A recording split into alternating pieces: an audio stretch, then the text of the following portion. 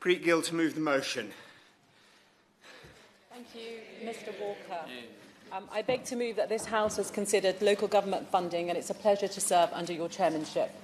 I would like to declare an interest as a Vice President of the Local Government Association, a superb organisation who fight for the interests of local government on many levels, delivering services, empowering communities and investing in our future. The government's obsession with austerity targeted many areas of people's lives in the UK, but the largest proportion of cuts have fallen on local government.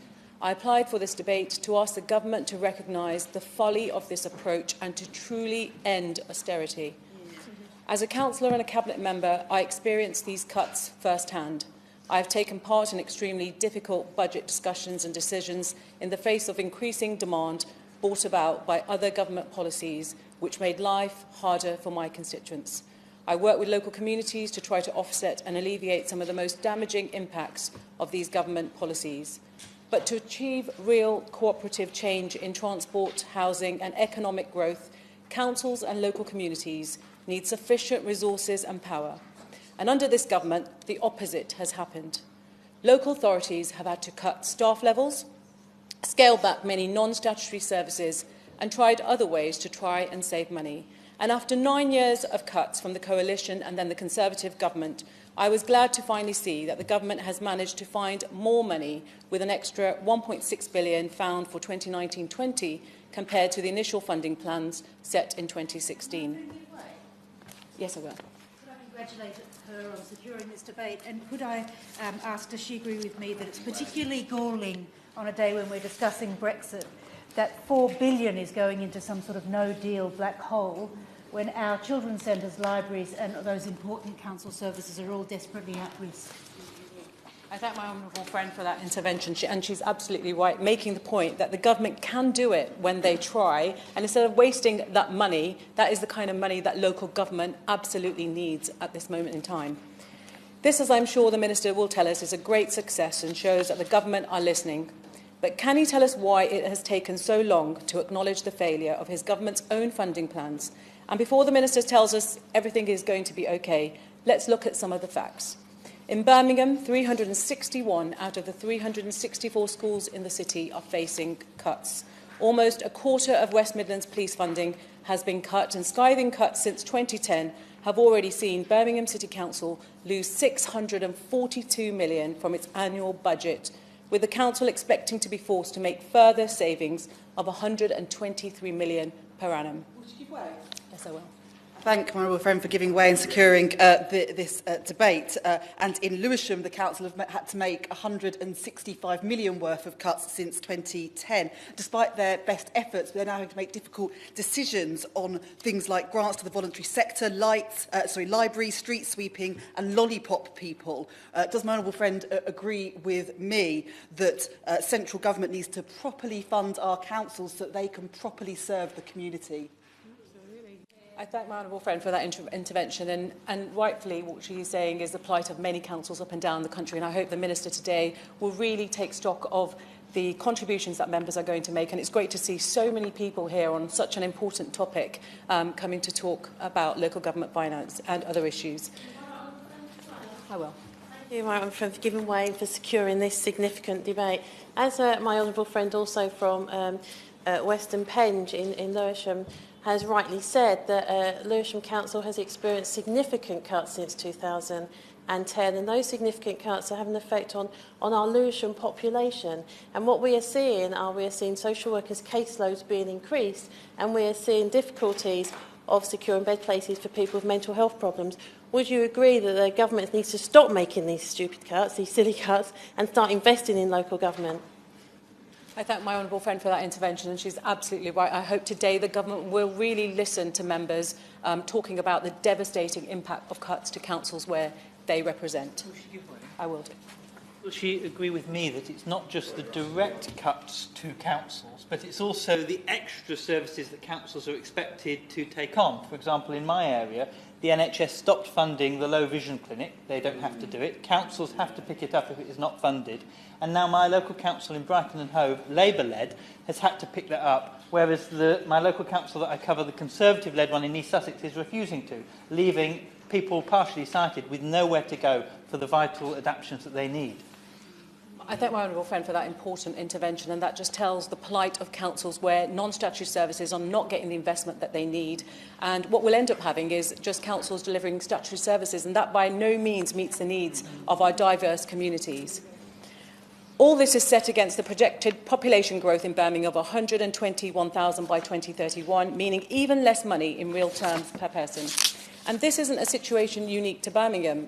We've heard from many members across Britain the IFS report that funding from government grants, business rates and council tax is still set to be 1.4%, meaning 0.6 billion, lower in real terms than in 2015-16, which is equivalent to 4.2% per person after accounting for forecast population growth. Whatever the Minister and Secretary of State may say, that means that councils will have less money to deliver services. And this doesn't come following a period of high spending and a need to find minor efficiencies, but follows a period of dramatic and coalition-enforced reduction in council spending on services of 22% per person in real terms between 2009-10 and 2015-16. I will. I'm grateful to her for giving way, and she's making a very strong case about the damage that is being done to local services by cuts in government grant.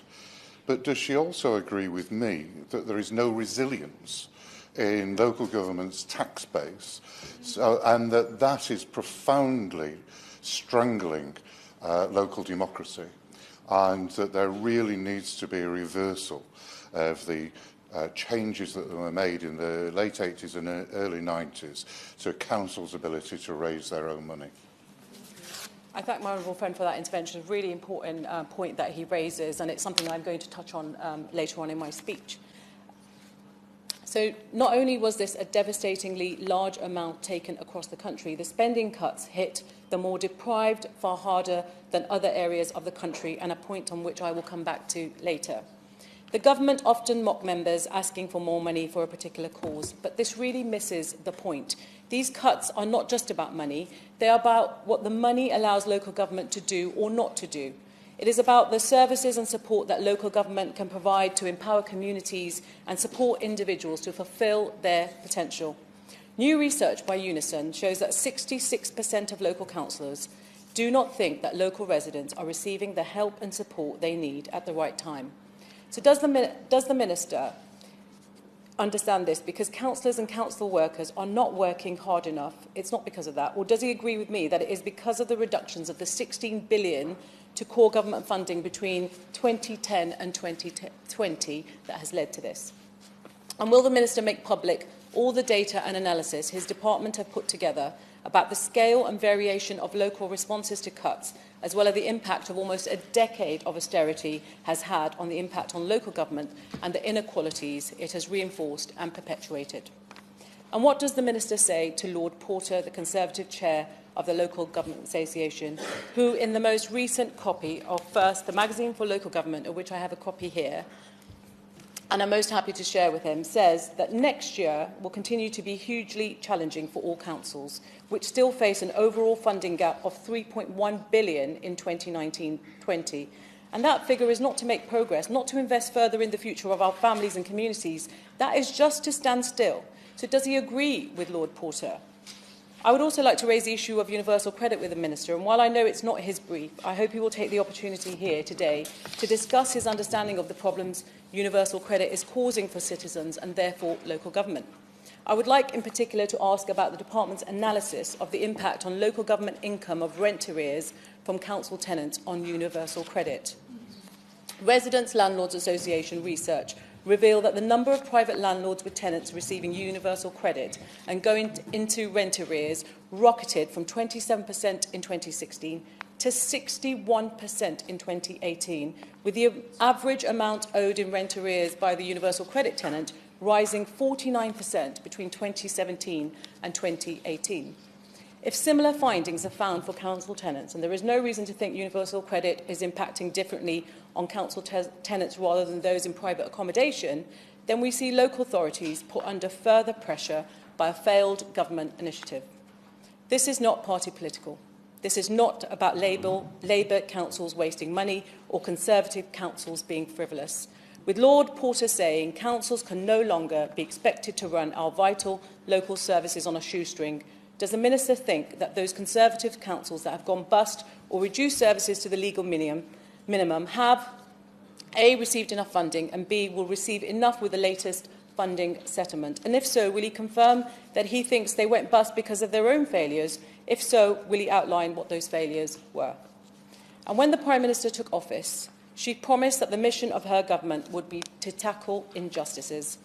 And since 2015-16, the most deprived councils have seen a cut of 2.8%, while the least deprived have seen a small real terms increase of 0.3%. And that is not tackling an injustice, that is embedding and reinforcing one. Just to that point, my honourable friend is making a fantastic speech. In Central Ward in Hull, we have over 47% of children living in poverty, one of the highest rates of poverty in this country. We have more people in Hull claiming job seekers allowance than the national average, but at the same time they've had £121 million of cuts. Does my honourable friend agree that that could never be justified for any government serious about giving every child equality of opportunity? I thank my honourable friend for making that really important intervention, and I think it was harrowing, the figures that she just quoted about the impact of poverty on children, and I hope the Minister is listening carefully to that and does respond to members' interventions at the end. We know that local governments are not a homogenous group. The service needs of their population, ability to raise revenue locally and reliance on central grants all differ substantially. Proposed and existing policies, such as business rate retention and council tax limits, will mean different councils are able to raise significant amounts, which may not match the spending pressures those councils are actually facing. As academics from Cambridge pointed out in October 2018, the government's austerity politics have led to, one, a shrinking capacity of the local state to address inequality, and secondly, increasing inequality between local governments themselves, and thirdly, intensifying issues of territorial injustice. Local governments vary in their population's need for services, their reliance on central grants and their ability to raise local revenue. And with the Department planning on introducing 75% business rates retention for all local authorities and the access to public services for citizens increasingly reliant on the local tax base, whereby poorer areas are not as able to provide as many public services or the same quality of infrastructure as areas with more healthier, more wealthy tax bases, and without a strong redistributive element, the under or even lack of investment of communities and the people who live there will be unable to prosper.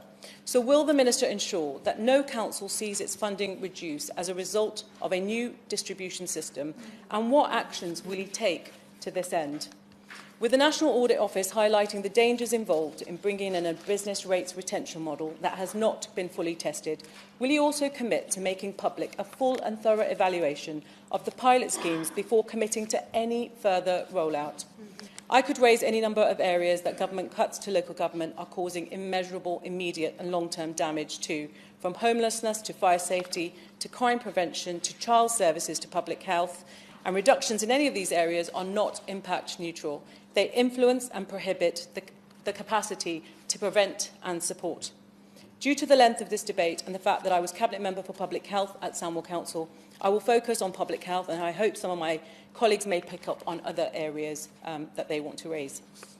With Council's public health budgets being cut by £531 million between 2015-16 and 2019-20, the government is taking with one hand at the same time as putting more money into the NHS. Preventing illness and catching problems early so they do not develop further down the line will save the NHS and social care money. So the short-sightedness of cutting funding in this area must either be due to A, ignorance, or B, a political choice to undermine councils' abilities to improve the health of the public. Which is it?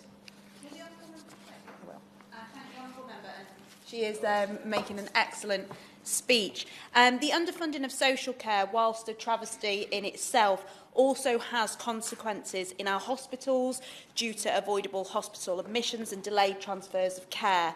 Does the honourable member share my concern that the cuts to local government funding are far-reaching and can have a profound impact on our NHS? I thank my honourable friend for that intervention. It's really important. It's a point that she raises because actually the NHS funding only spends about 5% on preventative measures, and that just can't be right because, as you've rightly said, social care will end up having to, those costs will just rise and soar, and that does make no sense at all. The government has announced that they will be phasing out the public health grant after 2020-21 and instead expect business rates retention to entirely fund it. Health inequalities will increase. And while some kind of top-up system has been proposed by the government to address this, as with many areas concerning local government, it is unclear how it will work and to what extent the top-up will support these local authorities who need it. I will. She's making some excellent points, and would she agree with me that one area which is of particular concern is the sexual health area, which has been particularly hard hit? I thank my honourable friend for that intervention, and she's absolutely made a really important point. We need to be investing more money in public health and not siphoning that budget away from councils on issues such as sexual health, drug and alcohol strategy. There's a number of issues, mental health, and I could go on. Does the Minister agree that preventative services and approaches are the most efficient and effective way of improving outcomes for our residents and tackling many of the issues that they face? And if so, would he agree with me that local government needs appropriate and sufficient funding in order to achieve that goal through providing frontline services as well as working with civil society to develop and sustain multi-organisation and agency approaches? And if he does agree with me on these two first points, then does the Minister believe that as it stands, our local authorities have the resources necessary to deliver those services and approaches now and in the future? I've almost reached the end, and I want to thank all members who have attended this debate and contributed or who are waiting to do so. The turnout reveals the depth and strength of feeling about this important issue. We all work with our local councils and know the vital work and services they put into care for our multitude of residents and citizens, and in particular support for families, protection of children and care for older and disabled people. Because of that, we all know that the current attitude and approach from the government is not sustainable and need this administration to wake up to this fact that we all know and address it properly. I've waited until now to mention Brexit, but it's something we must discuss and examine, if only briefly. The government had committed billions to many departments in preparing for Brexit. But I asked the Minister, with the Treasury only giving his department £35 million for preparations, if he will allay the fears of councils around the country and promise that any additional financial commitments and burdens that are placed on councils as a result of Brexit are fully funded by central government. We need a fully funded local government to drive many of the things that make Britain a great country to live and work in. And with councils already facing a funding gap of around £7.8 billion by 2025, the government must take the opportunity of the final settlement and the 2019 spending review to deliver truly sustainable funding for local government. Are they up to the challenge? Thank you. Thank you very much.